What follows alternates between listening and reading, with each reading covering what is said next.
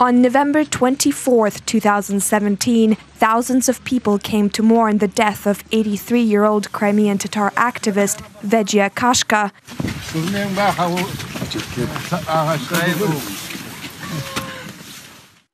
The legendary woman of the Crimean Tatar national movement survived 3 deportations of her people. In 1944, her family was deported to a town near Tashkent, Uzbekistan. This is where she began to take part in demonstrations.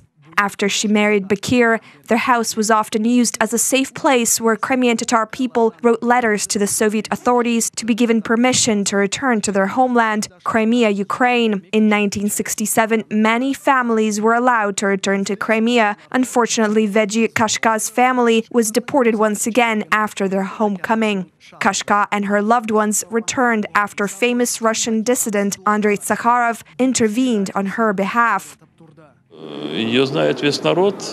She is known by everyone. She gave her all, and she lived in the public eye. She has many children and grandchildren, but at the same time, the family was not burdened with any kind of excesses and luxury. Despite this, she welcomed everyone to her home.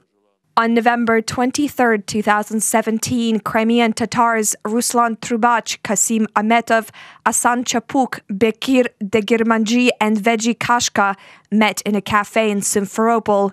There, they were meant to meet with a Turkish national who was reportedly planning to give Vedzhie a large sum of money, which he borrowed from her granddaughter and not returned.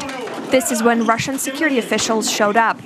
The 4 Crimean Tatar men were detained on charges of extortion. Vedzhie collapsed during the Russian security operation. She died hours later in the ambulance on the way to a hospital. Crimean Tatar human rights activist Mykola Polozov, who is still investigating the events of that day, says that Russian security officers used physical force against the 83-year-old woman.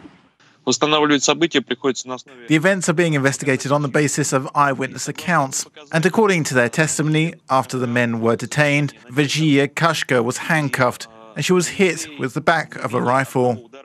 Ruslan Trubach, Kazim Ametov and Bekir Degirmanji have been in a detention center for almost a year. Asan Chapuk was released 1 month ago and he's currently under house arrest. His health has deteriorated. While in police custody, he suffered from a mini-stroke. The Russian occupation authorities are not providing medical aid to the other 3 men still in custody.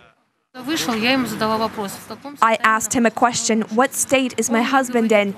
And he said to me, he's in a satisfactory state of health. And I said, do you hear yourselves? What are you saying? How can a person be hooked up to a breathing machine and you say he's in a satisfactory state? The Ukrainian government and the Crimean Tatar community have been unwavering in their criticism of Moscow. They believe the Russian security service officers who used heavy-handed tactics were ultimately responsible for the death of the legendary Vedzhie Kashka, while the detainment of the men is yet another attempt by the Russian occupation authorities to silence dissent on the peninsula.